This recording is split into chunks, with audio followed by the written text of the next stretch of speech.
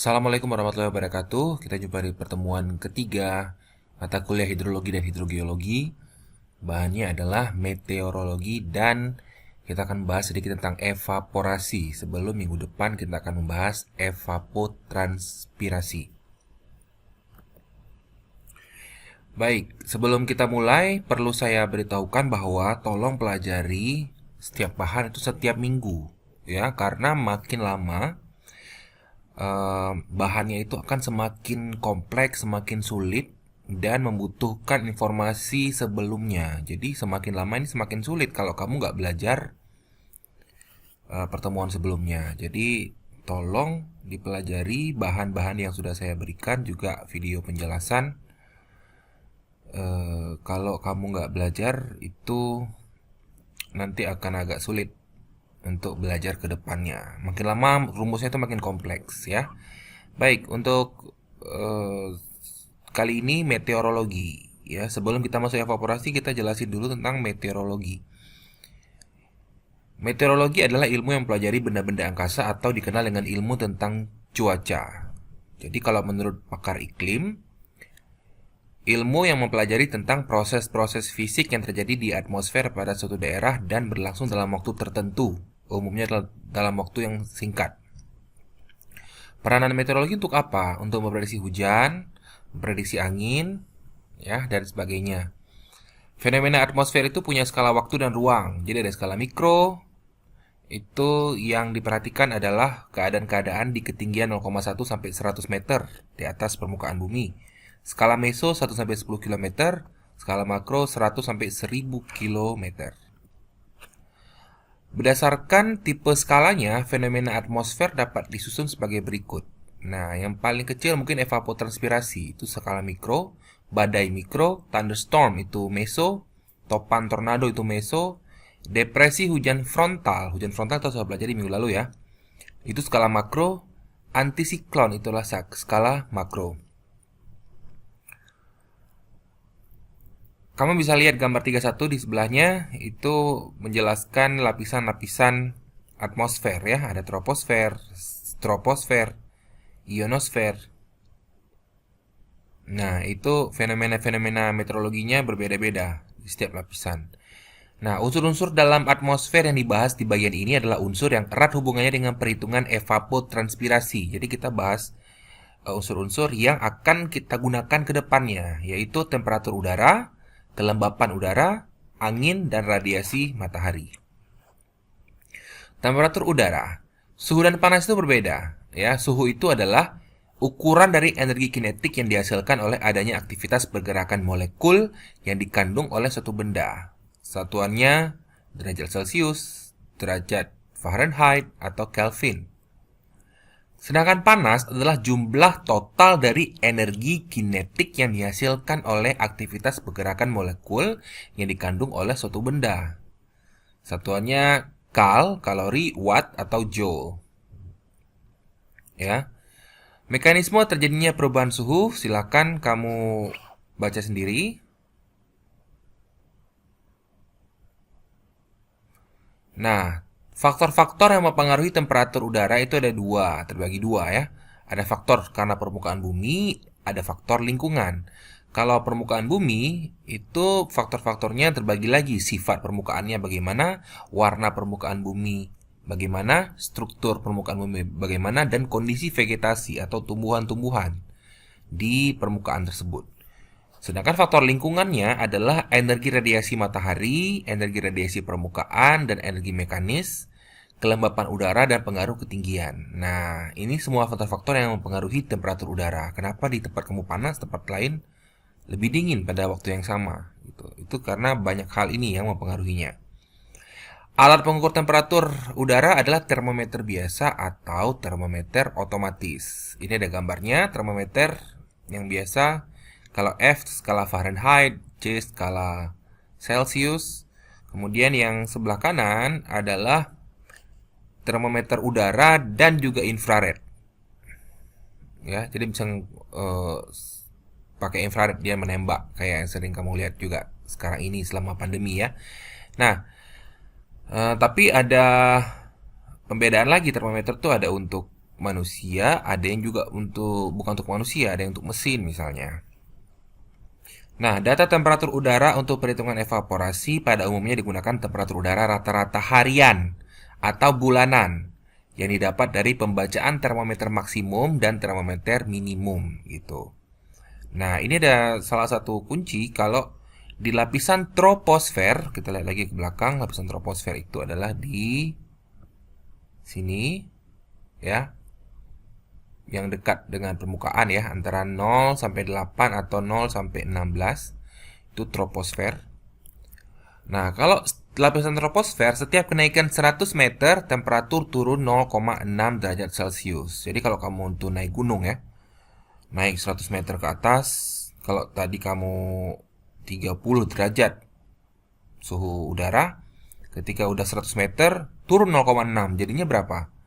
Jadinya 29,4 derajat Celcius ya, tapi ini 100 meternya itu ke atas ya. Bukan 100 meter kamu jalan, tapi 100 meter dibandingkan secara vertikal. Nah, yang ini berkaitan dengan bukan contoh soal di LK. Di LK 3 ada soal berkaitan dengan ini. Cara menjawabnya terserah kamu bagaimana. Boleh, maksudnya penulisannya bagaimana. Yang penting hasilnya itu sama seperti kunci jawaban yang ada di lembar kerja. Kemudian, unsur berikutnya dari meteorologi, kelembapan udara. Nah, kelembapan udara itu adalah jumlah kandungan uap air yang ada di udara. Walaupun di atmosfer uap air hanya 0-3%, tapi komponen ini cukup penting. Ya. Perubahan keadaan uap air di udara mempunyai hubungan erat dengan temperatur udara. Jadi, kelembapan itu berhubungan dengan temperatur. Oke. Kalau temperatur udara naik, maka kapasitas menampung air dari udara menjadi lebih besar. Jadi kalau suhunya panas, berarti itu makin banyak air yang bisa ditampung oleh udara. Nah, kalau tidak ada penambahan uap air, maka kelembapan akan menurun. Kelembapan maksimum terjadi di pagi hari karena belum panas, ya. Atau lebih banyak air berada di udara. Kelembapan minimum ketika matahari melampaui titik kulminasi. Oke, kalau dia sudah melampaui titik kulminasi, maka kelembapannya minimum. Nah, kelembapan itu ada tiga istilahnya. Yang pertama adalah kelembapan udara absolut. Itulah perbandingan massa uap air dengan volume udara. Jadi massa air dengan volume udara, ya. Gram air per cm pangkat 3 udara. Rentangnya adalah 0 sampai 30 gram per cm kubik pada 30 derajat. Nah, ini gramnya gram air, cm pangkat 3-nya adalah udara. Itu kelembapan udara absolut. Kalau kelembapan udara relatif adalah perbandingan jumlah uap air di udara dengan jumlah uap air maksimum yang mungkin dikandung udara tersebut pada suatu temperatur. Ya, itulah kelembapan udara relatif. Jadi ada jumlah uap air maksimum yang bisa ditampung oleh udara pada temperatur tertentu. Nah, yang terjadi sebenarnya berapa? Nah, yang terjadi ini dibandingkan dengan yang maksimum yang mungkin dikandung udara. Ini adalah kelembapan udara relatif adalah fungsi dari kandungan air dan temperatur. Kemudian ada yang namanya kelembapan spesifik atau rasio kelembapan. Jadi ini adalah perbandingan massa uap air dengan massa udara total atau gram per kilogram. Jadi massa dengan massa. Kalau udara absolut tadi kan massa air dengan volume udara. Kalau kelembapan spesifik, massa uap air dengan massa udara, gram per kilogram. Nah, kelembapan udara ini pada perhitungan evaporasi biasanya dipakai perhitungan kelembapan relatif dengan menggunakan perbandingan antara tekanan uap air dengan uap air jenuh pada temperatur udara tertentu. Nah, ini adalah rumus menghitung nilai kelembapan relatif. Ini digunakan nanti untuk menjawab LK juga. R adalah kelembapan relatif. ED adalah tekanan uap air yang terjadi pada saat itu. ES adalah tekanan uap air jenuh atau maksimum, ya. Dikalikan 100%. Jadi inilah perbandingan, inilah kelembapan relatif. Tekanan uap air nyatakan dalam milimeter kolom air raksa mmHg, milibarometer mmbar atau pascal N per meter kubik. Meter kuadrat, ya. N ini adalah Newton, Newton per meter persegi, ya. Di atas permukaan air, tekanan uap air jenuh tergantung pada temperatur dan dapat diperkirakan dengan rumus ini. ES sama dengan 611 dipangkatkan 17,27 T per 237,3 tambah T. T adalah temperatur. Oke. Jadi, ini yang jenuh ya. Tekanan uap jenuh. Jadi kalau kamu mau tahu berapa tekanan uap udara jenuh, uap air ya, tekanan uap air jenuh di udara, di sini misalnya ya, dan kamu tahu temperaturnya berapa, maka yang maksimum bisa ditampung oleh udara pada saat temperatur tersebut adalah pakai rumus ini. Itu yang maksimum terjadi. Yang maksimum mungkin ditampung oleh udara. Inilah segini uap airnya, tekanannya ya. Tapi yang sebenarnya terjadi itu adalah ED. Nanti ada alat untuk mengukur tekanan uap N sebenarnya. Kalau mencari R, berarti yang sebenarnya dibagikan dengan yang maksimum. Ini pengukur kelembapan udara. Jadi namanya adalah hygrograph. Nah, yang ini nih dia pakai grafik. Kertas grafik itu berputar sehingga dia selalu tercoret ya dengan pena yang ada di sini. Oke. Ini pengukur kelembapan udara. Sementara pengukur kelembapan relatif ini langsung hasilnya relatif. Namanya adalah psychrometer. Ini alatnya. Ya, Indonesia adalah negara kepulauan dengan perairan cukup luas, jadi kelembapan udaranya tinggi. Kelembapan udara tergantung pada musim. Tinggi pada musim hujan dan rendah pada musim kemarau. Pada musim hujan, kelembapan udara mencapai 80-90%, sedangkan musim kemarau sekitar 70%. Di pesisir, kelembapan udara lebih tinggi daripada daerah pedalaman. Nah, tadi kan ada rumus untuk mencari ES. Oke? Untuk setiap T, ada nilai ES, atau tekanan uap air jenuh di udara. Nah, tapi di sini sudah langsung diberitahu, sudah dicari ya. Untuk 10 derajat Celcius, tekanan uap air jenuh, ES, adalah 9,2 mmHg, sama dengan 12,27 mmbar, sama dengan 12,28 Pascal. Nah, untuk setiap suhu ada tekanan uap air jenuhnya. Tekanan uap air yang terjadi sebenarnya atau ED itu dicari dengan alat. Oke. Unsur meteorologi selanjutnya adalah angin. Angin adalah proses pergerakan udara dari satu tempat ke tempat lain. Penyebab pergerakan angin ini adalah karena ada perbedaan tekanan udara dari berbagai tempat. Arah pergerakan angin itu kemana? Nah, dia itu dari tempat bertekanan udara lebih tinggi ke tempat yang bertekanan udara lebih rendah. Nah, itu akan mengalir, dia akan bergerak dari yang tinggi ke rendah tekanan udaranya. Udara yang bergerak dekat permukaan tanah mempunyai arah tak beraturan dan tidak tetap karena gesekan dengan permukaan tanah. Makin besar turbulensi, maka makin lambat kecepatan angin dan sebagainya. Dan sebaliknya. Nah, kecepatan angin diukur dengan alat anemometer. Satuannya adalah kilometer per jam. Kamu bisa lihat anemometer ini, gambarnya di sini.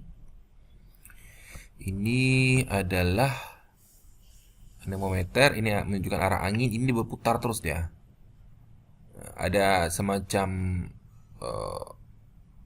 mangkok gitu ya, wind cup. Sedangkan di bawah adalah pencatatannya. Data kecepatan angin biasanya diamati setiap hari bersamaan dengan pengamatan meteorologi lainnya, dikumpulkan sekitar jam 7 pagi. Karena adanya pengaruh gesekan dengan permukaan tanah, maka sebaiknya juga ada koreksi, ya. atau dilakukan pengamatan kecepatan angin pada ketinggian yang berlainan di atas permukaan tanah. Nah, ada rumus empiris kecepatan angin dengan ketinggian tempat yang berbeda. Hubungannya ya. U2 per U sama dengan Z2 per Z pangkat 0,15. U2 adalah kecepatan angin pada ketinggian 2 meter di atas tanah. Satuannya kilometer per jam. U, kecepatan angin pada ketinggian Z di atas tanah. Oke.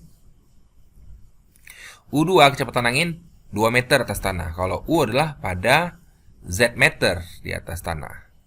Satuan kecepatan anginnya dipakai kilometer per jam. Z2 ini adalah tinggi alat anemometer. Z adalah elevasi ya, elevasi 2. Ya udah, 2 meter berarti nanti diganti. Sedangkan Z di sini adalah tinggi suatu tempat di atas permukaan tanah. Dipangkatkan 0,15. Nanti apa yang dicari itulah yang diuraikan ya. Biasanya dicari adalah berapa kecepatan U. Misalnya ya, kamu sekarang mengukur alat anemometer kamu itu 2 meter di atas tanah. Kamu catat ketinggiannya 2 meter, Z2 itu 2 meter. Ini nggak berubah. U2-nya adalah yang tercatat di alat. Kecepatan angin sana itu berapa? Misalnya kecepatan anginnya sekitar 1 km per jam. Nah, sementara kamu pengen tahu pada saat yang sama, kalau 10 meter di atas tanah itu berapa? Jadi tinggal masukkan aja di Z-nya 10, dan ini U-nya dicari. Kecepatan angin di 10 meter. Berapa? U2 kan sudah dapat tadi. Z2 ya 2 meter. Z adalah 10 meter. Jadi bisa dicari berapakah U-nya. Kecepatan angin pada ketinggian 10 meter di atas tanah. Selanjutnya, unsur meteorologi yang lain yang berkaitan dengan evapotranspirasi atau evaporasi adalah radiasi. Ini paling penting nih.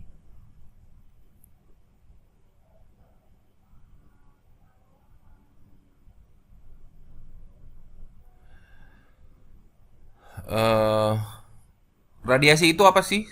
Itu adalah suatu bentuk energi yang dipancarkan oleh setiap benda yang mempunyai suhu di atas 0 mutlak. Nah, berapa suhu 0 mutlak? Nah, tolong cari di buku atau di Google. Berapa 0 mutlak? Itu berapa dan berapa satuannya? Ya. Nah, setiap benda di atas suhu 0 mutlak itu punya energi yang dipancarkan. Tapi kalau dia suhunya 0 mutlak, berarti tidak punya radiasi. Nah, pancaran radiasi dari suatu benda adalah bisa digunakan hukum Stefan Boltzmann. RE sama dengan E, ini adalah sigma, T pangkat 4. RE adalah flux radiasi, satuannya adalah ini. E adalah keterpancaran atau emisivitas. Ini adalah konstanta Stefan Boltzmann. Sekian. Dan T adalah suhu dalam Kelvin. Oke. Untuk benda dengan pemancaran sempurna atau benda hitam, maka E-nya itu adalah 1. Oke. Pemancaran sempurna, E-nya adalah 1. Inilah tabel koefisien emisivitas. Kalau tanah gurun basah, maka emisivitasnya sekian. Kalau hutan sekian, gurun sekian, sampai salju adalah sekian. Kemudian, panjang gelombang dari radiasi yang dipancarkan benda berbanding terbalik dengan temperatur permukaan benda. Ini adalah hukum Wien. Hukum Wien ini adalah hukum dari seorang yang tinggal di Aceh Tengah, ya. Hukum Wien, ya kan? Bukan ya? Oh, bukan. Oke. Jadi, ini rumusnya. Ini bacanya apa? Lambda ya. Nah, 2,9 kali 10 pangkat min 3 per T. T adalah derajat Kelvin dan panjang gelombangnya dalam meter. Oke. Kita bisa lihat bahwa panjang gelombang berbanding terbalik dengan suhu. Ini adalah hukum Wien. Lanjutnya tentang radiasi. Radiasi yang mengenai suatu permukaan akan dipantulkan atau diserap. Jadi ada dua pilihannya. Bukan pilihan sebenarnya. Dua-dua hal ini terjadi. Ada yang dipantulkan, ada yang diserap. Bagian yang dipantulkan, jadi kalau radiasinya jatuh ke permukaan dan ada yang dipantulkan, itu namanya albedo atau alfa. Albedo atau alfa itu nilainya di antara 0 dan 1. Oke, sementara kalau kamu mau tahu berapa jumlah radiasi yang diserap permukaan, maka rumusnya ini, Ra sama dengan Ri 1 kurang albedo tadi. Ra radiasi yang diserap, Ri radiasi yang mengenai permukaan. Nah, ini radiasi yang datang yang kena permukaan itu totalnya berapa? 1 kurang albedo. Albedo itulah koefisien refleksi, ya. Nilainya ada di tabel ini. Kalau kamu lagi ngomongin air terbuka, maka albedonya sekitar sekian. Kalau rumput berarti sekitar sekian. Dengan masukkan rumus ini kamu bisa tahu radiasi yang diserap permukaan. Oke, radiasi yang dipantulkan ya kebalikannya dari ini. Kalau ini 1 kurang alfa, berarti kalau radiasi yang dipantulkan Ri kali alfa gitu ya. Ini kamu bisa lihat penjelasannya. Radiasi datanglah Ri, maka yang diserap adalah 1 kurang alfa kali Ri. Ini yang rumus ini. Sementara yang dipantulkan ya sisanya alfa kali Ri gitu. Radiasi gelombang pendek. Nah, ini silakan baca sendiri. Ya, tapi yang bisa saya highlight di sini adalah karena temperatur matahari sangat tinggi, sesuai hukum Wien, radiasi matahari mempunyai gelombang pendek. Ya. Kan tadi sudah sepakat kita, panjang gelombang berbanding terbalik dengan suhu. Karena suhunya tinggi, maka panjang gelombangnya pendek. Jadi temperatur matahari, karena matahari itu disebut radiasi gelombang pendek makanya, ya.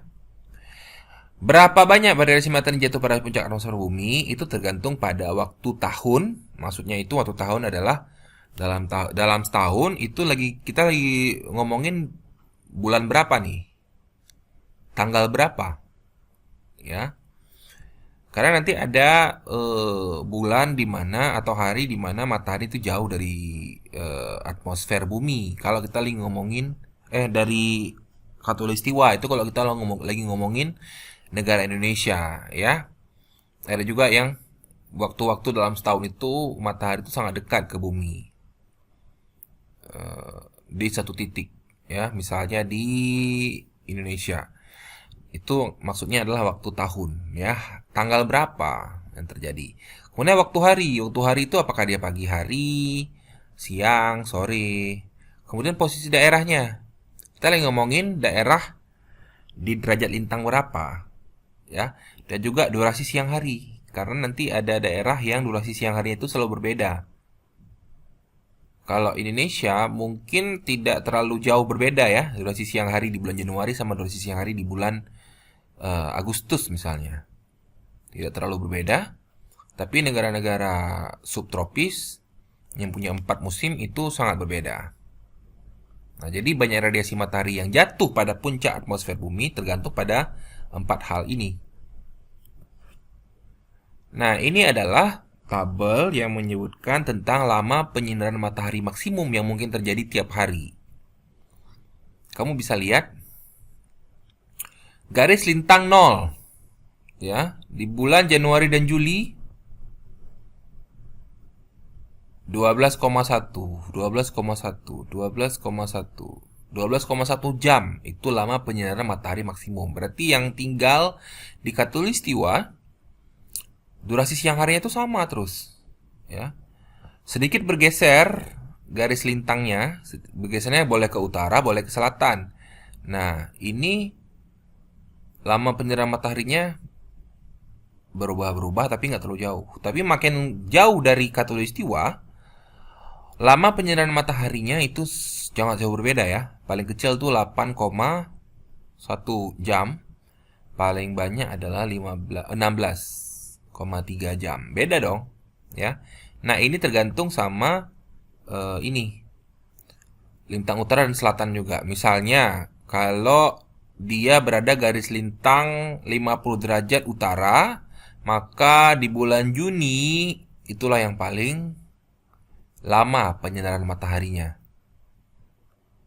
Tapi kalau di garis lintang selatan, yang paling lamanya itu adalah 16,3 juga, tapi terjadi di bulan Desember. Ya. Nah, ini menarik, eh, apalagi kalau kamu itu belum sadar bahwa semakin jauh dari khatulistiwa itu kan sudah semakin subtropis, jadi semakin punya banyak variasi dalam cuaca dan iklim, ya. Maksudnya terkait dengan musim. Jadi kalau di lintang utara atau belahan bumi utara di bulan Juni itu adalah musim panas. Sementara di bulan Desember itu musim dingin, makanya 8,1 jam. Tapi kebalikannya, ini contohnya di utara adalah Eropa ya.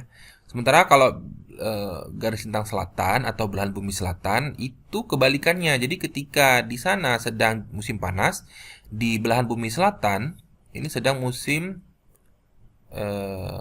dingin. Juninya nih dingin. Ya. Kalau utara Juni 16,3, sementara kalau selatan Juninya adalah 8,1. Dia sedang musim dingin. Contohnya di Australia. Nah, Desembernya gimana? Desember dari Australia itu 16,3. Jadi dia itu musim panas. Jadi nggak ada itu kalau misalnya Natal ya, kalau Desember. Natal mereka tuh nggak ada salju kalau di Australia. Tapi yang ada salju di mana? Di sini. Yang lama pencernaan mataharinya pendek, berarti ini musim dingin, terjadi di Desember. Itu terjadi di belahan bumi utara. Radiasi matahari atau disebut radiasi matahari global ada dua. Satu radiasi matahari langsung dan yang kedua adalah radiasi langit. Ya. Radiasi matahari biasanya diukur di stasiun meteorologi dengan alat radiometer yang mengukur kenaikan suhu permukaan yang menerima radiasi. Radiometer yang bisa digunakan adalah piranometer, ini bentuknya, atau pirheliometer. Nah, kalau kamu tanya apa prinsip kerjanya, saya kurang paham juga tentang meteorologi. Ya, nanti kita pelajari lebih lanjut. Ada juga yang dinamakan difusometer. Selain alat itu, radiasi matahari juga dapat diukur dengan alat perekam penyinaran matahari. Nah, radiasi gelombang pendek. Banyaknya radiasi matahari yang jatuh ke permukaan bumi ditaksir dengan persamaan ini. ST, radiasi matahari global harian, adalah S0. Radiasi matahari global harian yang jatuh pada permukaan horizontal tiap satuan luas di bagian luar atmosfer di atas tempat yang sama seperti diberikan dalam tabel 36. Nah, ini nggak ada di tabel 36-nya ya. Tapi nanti kita elaborasikan lagi. Nah, ST sebagai S0 dalam kurungnya A tambah B N kecil per N besar. A kecil ini adalah dan B kecil adalah tetapan yang tergantung lokasi dan iklim. Ini nanti ada contohnya, ada di tabelnya ini. Kalau daerah dingin dan sedang, A kecilnya 0,18, B-nya 0,55. Kalau daerah tropika kering, 0,25, 0,45. Kalau daerah tropika basah, 0,29 dan 0,42. Kalau Indonesia termasuk daerah mana? Indonesia itu daerah tropis, tropis basah atau kering? Tropis basah. Jadi A kecil kalau di Indonesia 0,29 dan B-nya 0,42. Ini bisa dimasukkan langsung ke dalam rumus ini. N per N besar. N adalah durasi total penyinaran matahari harian yang diukur dengan alat tersebut di atas. N besar adalah durasi penyinaran matahari maksimum yang mungkin terjadi. Jadi N besar ini kamu bisa lihat dari tabel sebelumnya. Durasi penyinaran maksimum yang terjadi pada hari itu. Ya. Tapi kalau N kecil itu yang benar-benar terjadi. Kalau N maksimum, N adalah durasi penyinaran matahari harian yang benar-benar terjadi. Jadi ST adalah radiasi matahari global harian yang jatuh pada permukaan horizontal tiap satuan luas. Ini rumusnya. Nah, kalau mau tahu berapa radiasi, ini kan radiasi masih kasar perhitungannya ya. Kalau mau tahu radiasi netonya, maka ST ini harus dikalikan dulu dengan 1 kurang alfa atau albedo. Maka dapatlah radiasi neto, SN. N ini neto. Ya, ST ini yang kamu dapat dari sini tadi. 1 kurang albedo atau alfa. Nah, untuk daerah tropika basah seperti Indonesia, banyak radiasi yang dapat diserap adalah ini. Ini sudah di SN ini kan sudah dimasukkan ST-nya ini, ST-nya kan yang ini. Nah, nilai ini tuh masukkan ke sini. Kemudian 1 kurang alfa. Maka menjadi seperti ini rumusnya. Ini adalah radiasi neto gelombang pendek di daerah tropika basah. Karena A kecilnya sudah dimasukkan, B kecilnya sudah dimasukkan. Sesuai dengan ini. Oke, ini radiasi gelombang pendek. Kemudian ada yang namanya radiasi gelombang panjang. Karena mempunyai panas, permukaan bumi dan atmosfer memancarkan radiasi dalam bentuk radiasi gelombang panjang. Nah, ini permukaan bumi dan atmosfer. Ya, kalau gelombang pendek tadi matahari. Radiasi bumi atau daratan tergantung pada suhu permukaan tanah. Sebagian besar radiasi tersebut diserap oleh atmosfer, oleh uap air, oleh awan, dan karbon dioksida. Sementara itu, atmosfer juga memancarkan radiasi dalam bentuk gelombang panjang. Besar intensitas radiasi atmosfer tergantung pada suhu udara, kadar uap air, dan tutupan awan dalam atmosfer. Sorry, banyak bacot nih ya. Nah, Chang dalam Thomson mengusulkan persamaan berikut untuk menghitung radiasi gelombang panjang yang dipancarkan oleh bumi. Ini persamaannya. Ya, panjang ya. Jangan pusing. Kalian nggak perlu hafal, perlu diingat aja, dipahami aja. Misalnya sigma ini adalah T ini ya, konstanta Stefan Boltzmann. T adalah temperatur absolut. ED adalah apa tadi? Tekanan uap air yang terjadi, ya, tekanan uap air. Bukan yang jenuh, kalau jenuh ES. Kemudian ada N dan N besar. Ini sama kayak sebelumnya. N kecil adalah durasi penyinaran matahari. N besar adalah durasi maksimal penyinaran matahari. Jadi, kalau tadi ada rumus SN untuk gelombang pendek, dan kita ada rumus LN untuk gelombang panjang. Nah, salah satu kunci untuk mata kuliah hidrologi atau pelajaran hidrologi adalah kamu ketika ada rumus, karena rumusnya ini, rumus hidrologi, kamu harus ingat bahwa yang kamu masukkan nilai-nilainya dalam satu rumus adalah yang satuannya itu sudah sesuai dengan penjelasannya. Misalnya, T ini harus kamu masukkan dalam Kelvin di sini. Nggak boleh kamu masukkan dalam Celsius.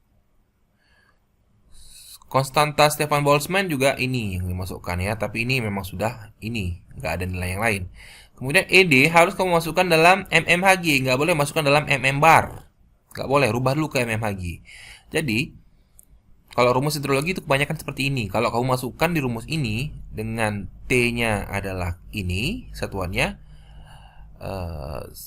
Stefan Boltzmann ini kamu masukkan ini satuannya, dan ED-nya kamu masukkan mmHg, akan keluar hasilnya berapapun yang kamu cari itu satuannya adalah yang dijelaskan ini, yaitu kal per cm kuadrat per hari. Begitu juga dengan misalnya rumus yang ini ya, atau rumus-rumus lain di hidrologi.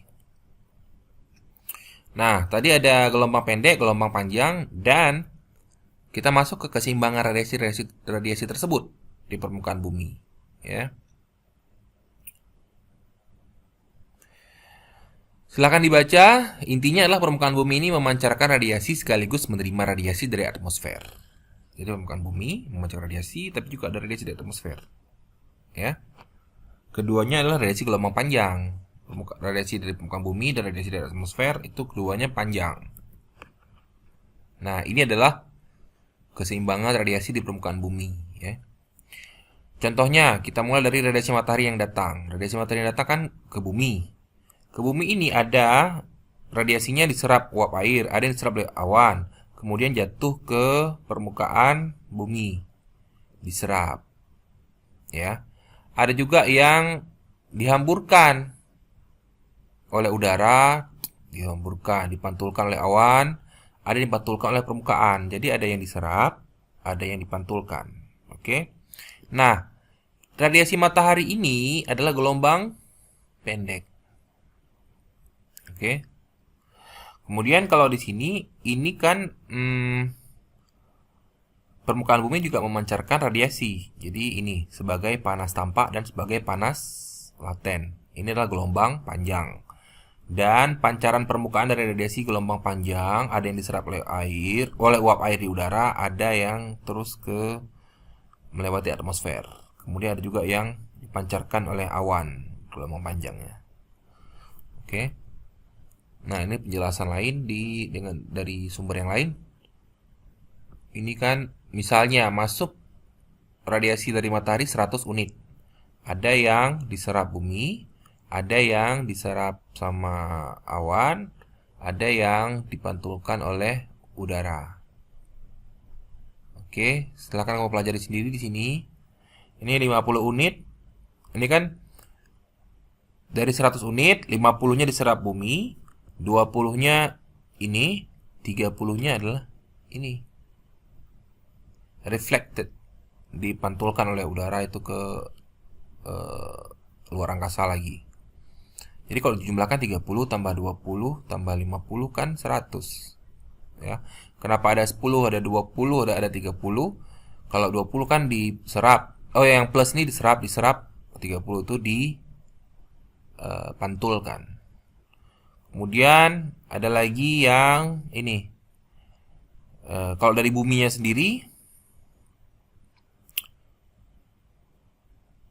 7 unit ini berkurang karena ada terjadi konduksi dan konveksi di udara, dan 7 unit ini diabsorb atau diserap oleh atmosfer. Kemudian ada juga yang 23 unit dari evaporasi dirilis ke udara. Ada juga yang karena hilang gara-gara radiasi long wave. Pokoknya ketika dijumlahkan yang pergi ke backspace adalah 100 unit. Kenapa minus? Karena ini pergi meninggalkan ya.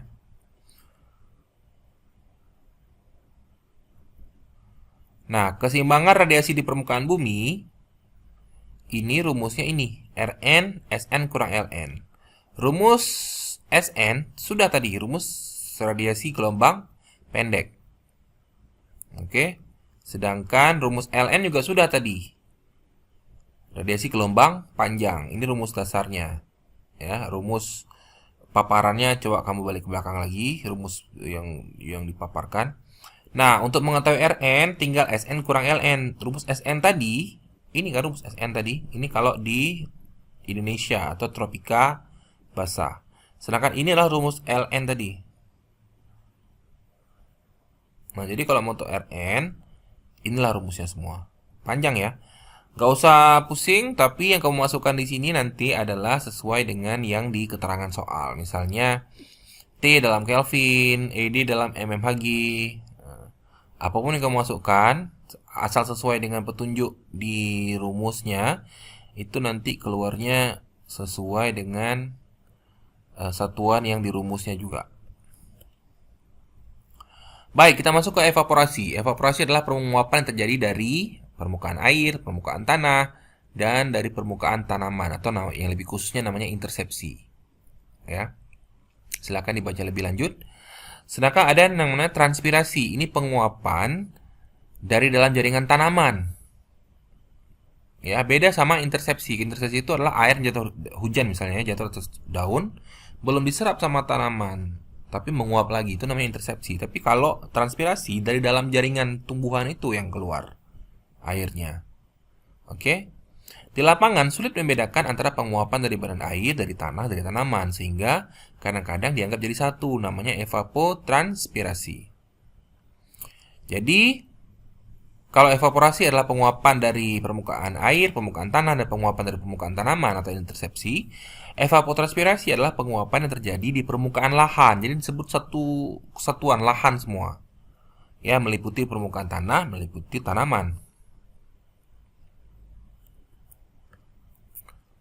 Laju evaporasi, transpirasi, dan evapotranspirasi dinyatakan dengan volume air yang hilang oleh proses tersebut tiap satuan luas dalam satuan waktu.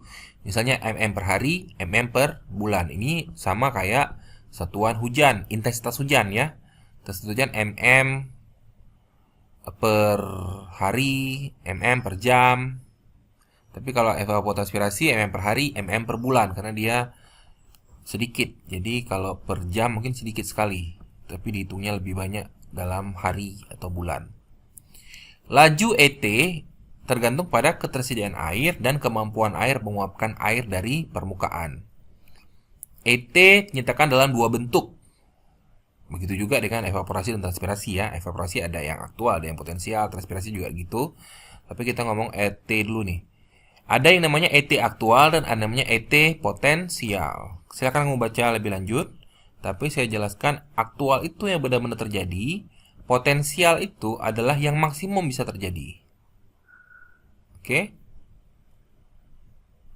Misalnya ya, contohnya nih, analoginya. Perut kamu itu bisa menampung dua piring nasi.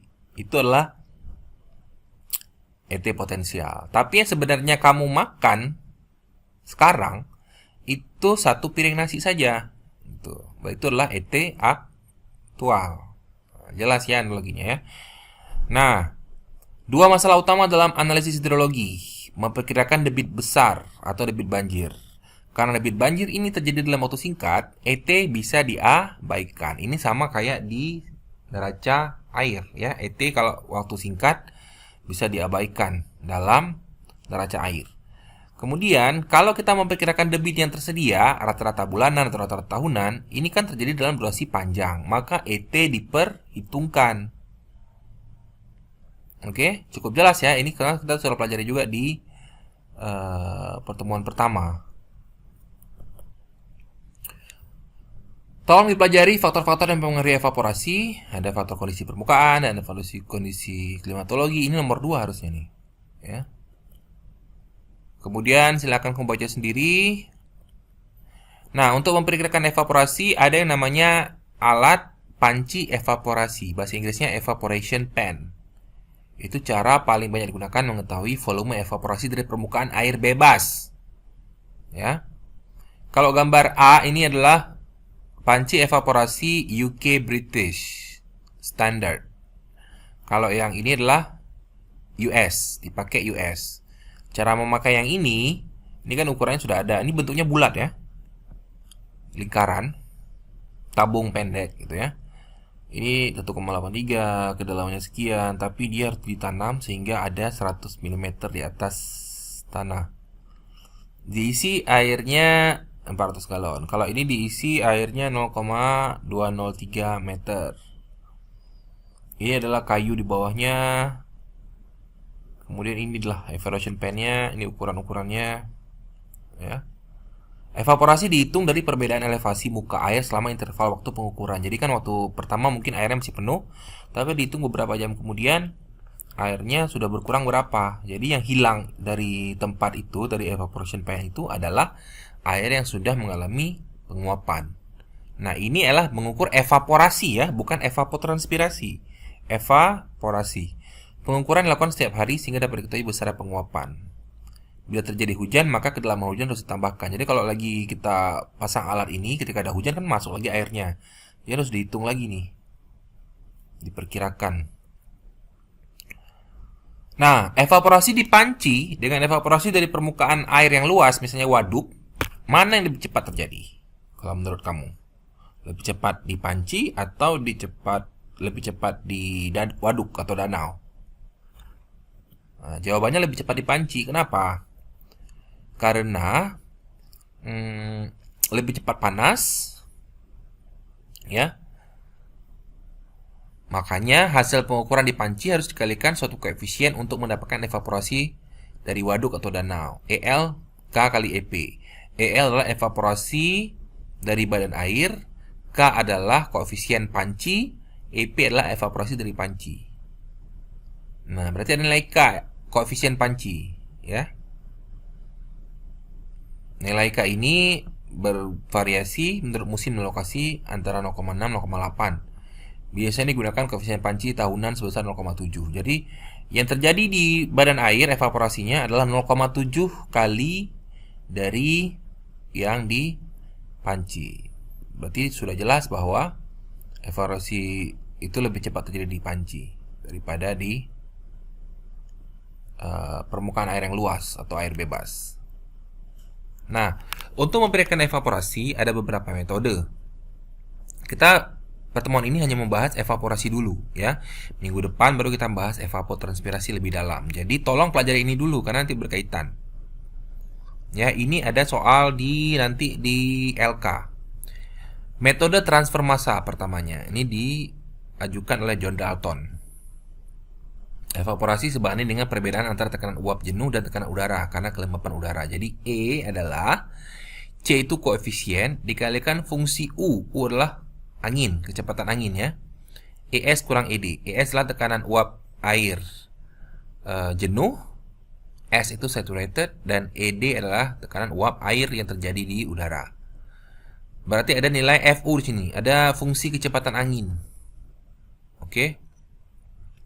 Nah, fungsi kecepatan angin itu ada yang mengusulkan beberapa ahli. Kalau menurut Sehan, C itu mungkin 0,35 ya. Ini kan C 0,35. Sementara fungsi dari kecepatan angin adalah ini. Dengan U2 adalah kecepatan angin pada 2 meter di atas tanah. Oke. Kalau menurut Harbeck, rumus yang ini menjadi ini. N adalah C. Rumusnya adalah ini. Dan U inilah fungsi udaranya, langsung aja U di sini, ya. Yang lain adalah menurut Chow tahun 1988. Tapi nggak dijabarkan di sini ya. Jadi kalau menurut Sehan ini rumusnya berapa evaporasi. Kalau menurut Harbeck ini, tapi jangan lupa N-nya adalah ini. Ya. Di LK nanti ada rumus yang menggunakan ini.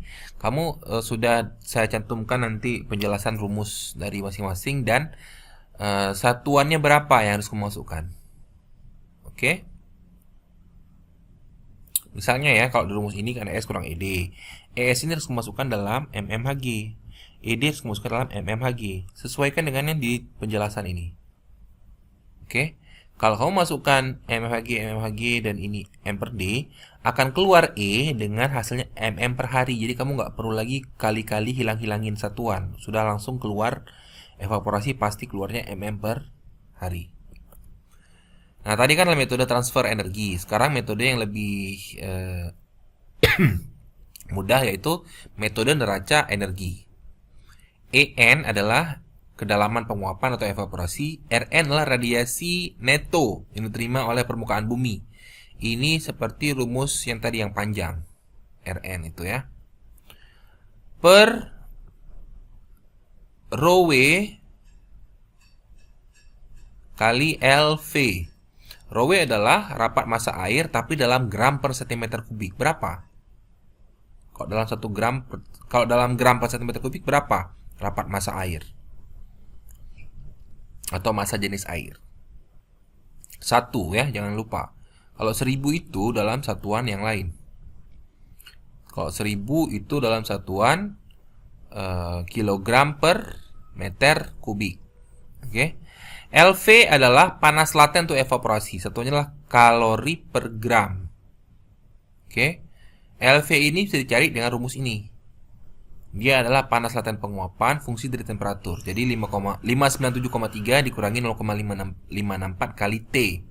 T adalah temperatur. Setelah dapat LV, masukkan ke sini. Rapat massa air kalau suhu tertentu itu 1 gram per cm kubik, tapi sesuaikan lagi dengan suhunya. Ya.